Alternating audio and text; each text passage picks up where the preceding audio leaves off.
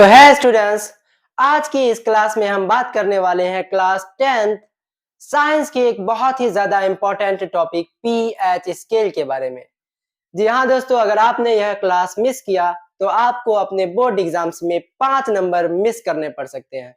इसलिए पूरी क्लास को काफी ज्यादा पैसेज के साथ देखिए, सीखिए और एग्जाम में अच्छे स्कोर अचीव कीजिए। तो आइए सबसे पहले बात करते हैं पीएच स्केल की। किसी भी विलयन में हाइड्रोजन आयन की सांद्रता को ज्ञात करने के लिए एक स्केल का आविष्कार किया गया जिसका नाम पीएच स्केल रखा गया। दोस्तों, इस पीएच में पी इंडिकेटर है पोटेंज यानी पुशांस का, जो एक जर्मन शब्द है और जिसका अनुवाद होता है पावर। पीएच यानी कि पावर ऑफ हाइड्रोजन आयन की प्रबलता या दुर्बलता।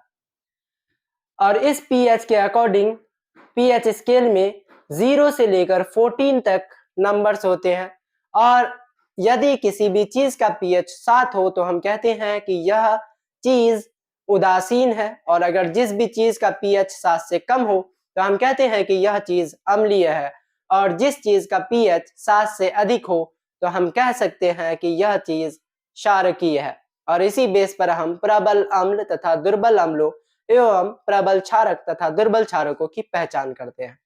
अब हम बात करते हैं हमारे डेली लाइफ में पीएच के महत्व पर। तो दोस्तों, हमारे डेली लाइफ में पीएच काफी ज्यादा महत्व रखता है। हमारे खाने पीने, दांत, हमारी पेट, यहाँ तक कि हमारी मिट्टी, हर एक चीज में पीएच का काफी ज्यादा महत्व होता है। तो सबसे पहले हम बात करते हैं हमारे पाचन तंत्र में पीएच के महत्व के बारे में। दोस्तों, हमारा पेट एक अम्ल निकालता है जिसका नाम हाइड्रोक्लोरिक अम्ल होता है, लेकिन यह अम्ल अगर अपनी नियंत्रण से ज्यादा निकल जाए, जरूरत से ज्यादा हमारे पेट से अगर हाइड्रोक्लोरिक अम्ल निकलने लगे तो हमारे पेट में जलन का अनुभव होता है और हमें काफी ज्यादा बेचैनी हो सकती है। और इसके भी पीछे पीएच वाला मिस्ट्री छुपा हुआ है।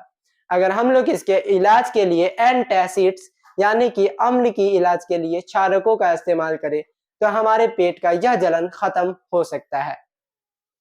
इसके अलावा हमारे दांतों में भी पीएच का काफी ज्यादा महत्व होता है।